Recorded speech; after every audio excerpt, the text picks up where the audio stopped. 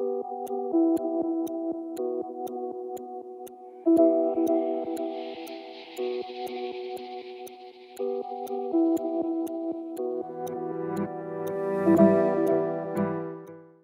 been teaching for 17 years in the public school system, or this is my 17th year. I absolutely love sharing a discipline that I find fascinating with young people who I know are going to move forward in the world and use the things that I've taught them to shape the future. This is my 16th year, 15th year. I love the social studies. I enjoy taking kind of complex ideas, boiling them down and explaining them to students and helping them make a connection and kind of give them a framework for how to think about their citizenship, think about their life. What are some of the most apparent changes you've noticed over the course of your teaching career?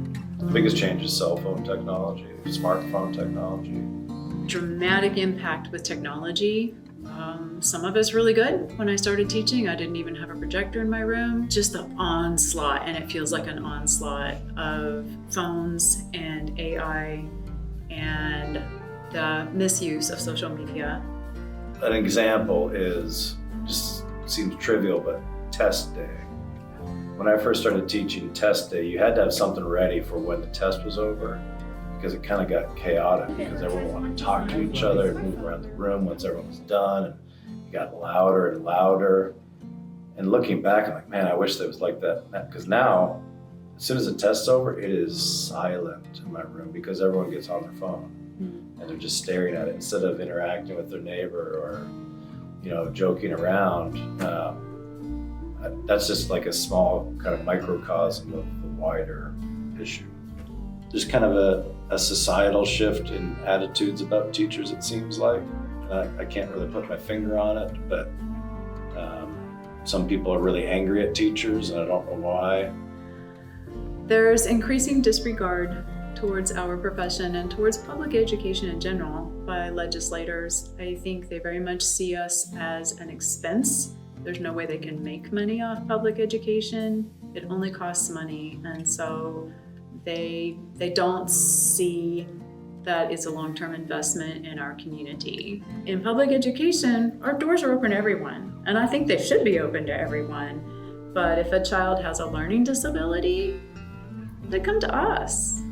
The private schools are not going to take them. They don't have to take them. And so when legislators decide that families should be able to take their share of the tax money and use it to pay tuition in a private school, they're undercutting our public schools. Don't assume, even if you've gone through a lot of schooling, which a lot of legislators have, that you know precisely the ins and outs of education. And so include educators in your decision making. I hope that they would talk with actual teachers and actual students and actual administrators in school. My advice would be to open it up to more voices.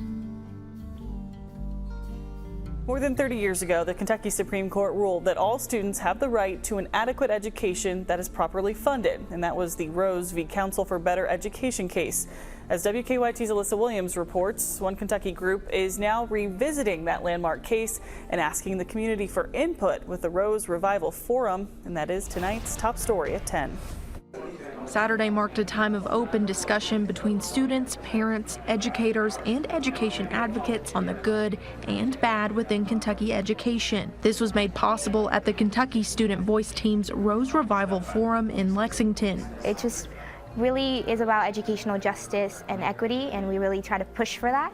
And one way that we do this is through our Rose Revival campaign, which focuses more on the 1989 Rose decision and how that still affects us today. The Rose Revival brings to light 7 points that create an adequate education within a school system, including communication skills, college and career readiness, and mental and physical health, among 4 others. This forum gives people a place to voice concerns about what they experience in their own schools, aiming to give a voice to those who want to see change. 30 years later, I think for those who don't know about it, first of all, it's a problem that they don't know about it, right? Because it was supposed to be the panacea. My issue with the Rose decision is 30 years later, we've now realized that it was nothing but a bait and switch. and it was designed to quiet some people and to make other people have a little bit more power.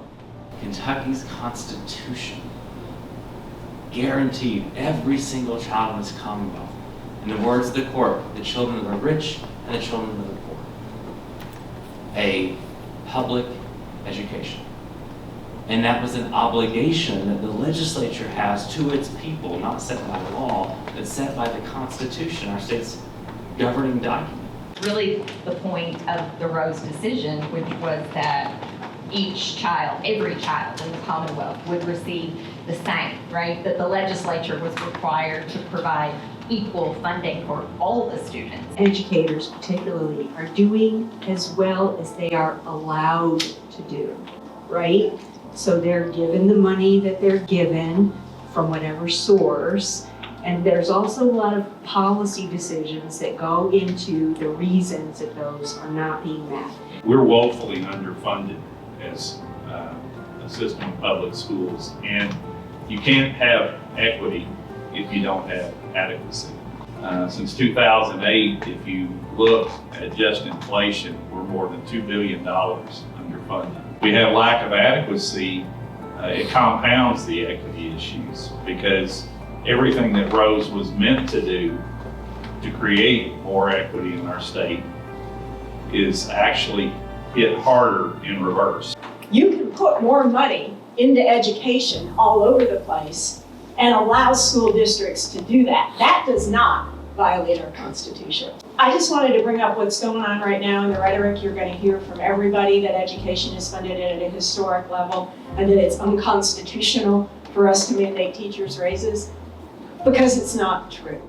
But over the years, the other professions started paying more, but teachers' salaries stayed the same. They didn't go up. In that college now costs so much more. So people are saying, why would I go into teaching? Because I'm never going to be able to pay off my student loan debt. I've been involved in hiring of teachers, and it used to be when we would have an opening, I'd have 250 applications on my desk. Now it's 10, hopefully. All right, my name's Lindsay Taylor, and I'm a sophomore at the University of Kentucky. My major is elementary education, and I'm focusing on the primary grades. When I started at UK, I went to orientation, and there was thousands of us signing up to be elementary school teachers. And I thought that there was such a shortage, but there were so many people enrolling. But what I didn't understand was that people weren't making it through the teacher program the whole way. And I'm a sophomore, so people have been dropping like flies, literally.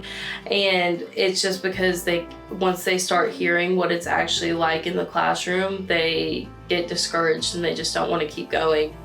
I work for the Kentucky Department of Education. My job is called Continuous Improvement Coach, and basically what I do is go around the state to different schools and districts and work with administrators, principals, teachers, coaches, basically on any area that they feel they need to improve.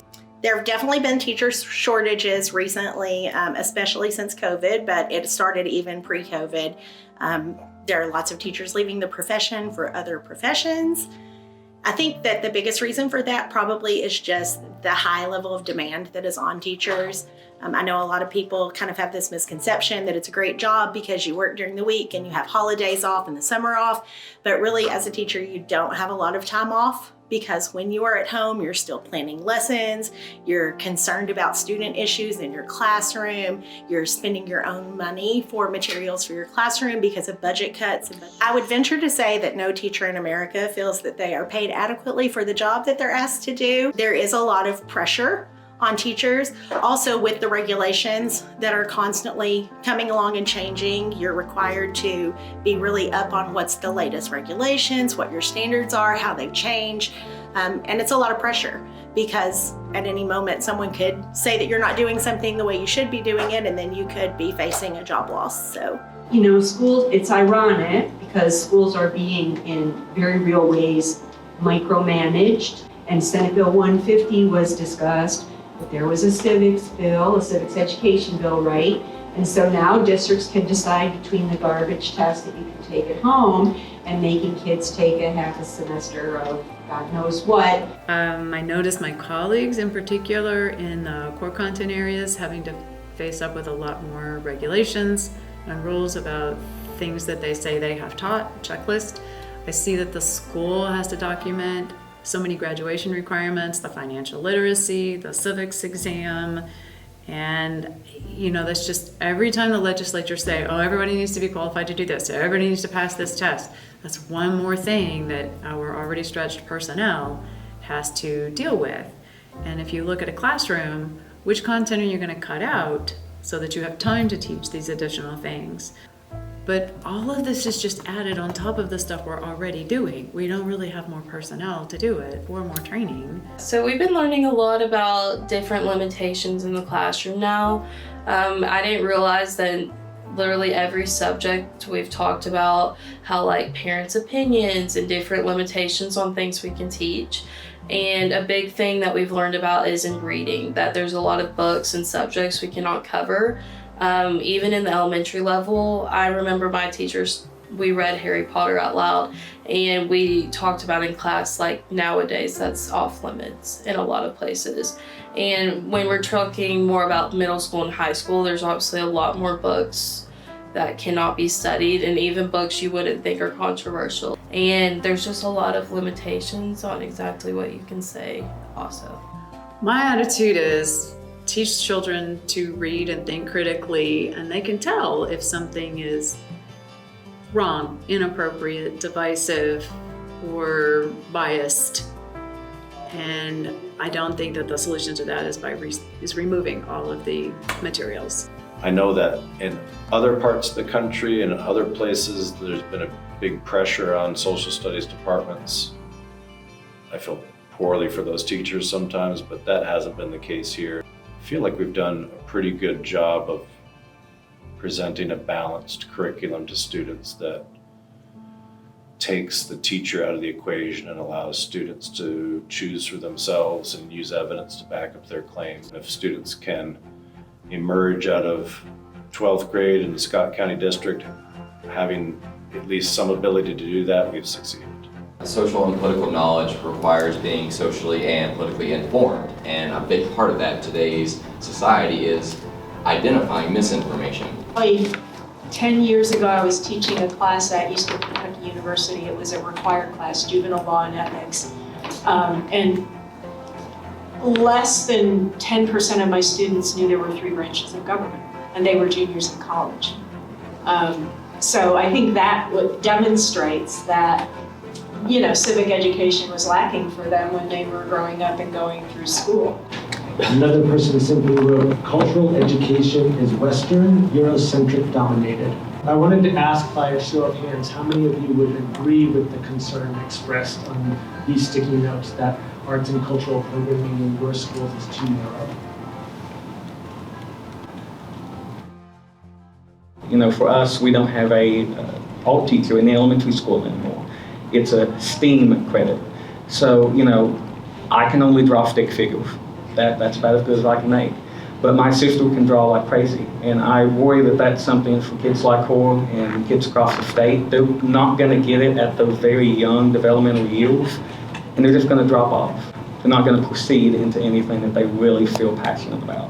To the Eastern Kentucky thing, we had this at Hazard where so many people felt that we just listened to the platitudes about us, the negatives, hick, whatever you want to call it, that we don't recognize the unique nature of our region because we don't go into state history, local history, and they start losing themselves, their families, their familiarity with their own culture to the point where they do leave. There's no incentive for them to stay because they don't realize how important their region is. Hispanic Heritage Month awareness or even Black History Month, we do nothing for it. No one cares about it, and I will say it is 89% white. However, even though there is a very small batch of students who are more culturally aware, we still need to do more so they don't feel underrepresented. The physical health of our students is also at risk, and again, there should be this guarantee of safety and comfort for a student to be able to learn, and they do not have that with the political rhetoric and the culture around SB 150. When I think about especially how teachers in my school in Paintsville, in Eastern Kentucky, that a lot of them has said is that their own mental health has not been recognized. And, you know, many people would say, well, they're adults, they can deal with it. Well, no. If they're not well, we as students aren't going to be well. Because if they're not well enough, they're not going to care about that lesson plan. They're not going to care about that standard, that resource that kids need to know about. Those staff members are the ones that need the help, in my opinion. There's so much to still look forward to when becoming a future teacher, and I think for me it's just creating that little classroom family. I want to teach kindergarten or first grade, so they're so excited to come to school every day, and I'm still excited. There's a lot of negative on social media and everywhere about teachers right now, but truly teachers are still showing up every day positive and doing their jobs despite all the things going on. In my role, some of the adults that we coach, one of the things we work with them on is trying to figure out how to reignite passion in teachers and how to improve school culture so that teachers can, re-experience what they felt when they first got into teaching, which is that passion for being there for helping kids. On the flip side of that, I do have hope that as we get new generations of teachers into the profession, that there'll be just like this revitalization, because these young teachers are coming in excited, passionate, and sometimes even the older teachers who may be experiencing some burnout can kind of catch that from those younger teachers and kind of be reignited by their spirit. So that's exciting. If I could give any advice to decision makers in the government, people who are making laws and legislating educational policies, I would say to make decisions based on what is best for kids and not what's best for adults. It's easy to take a perspective of what's going to be best for the adults involved instead of focusing on the kids.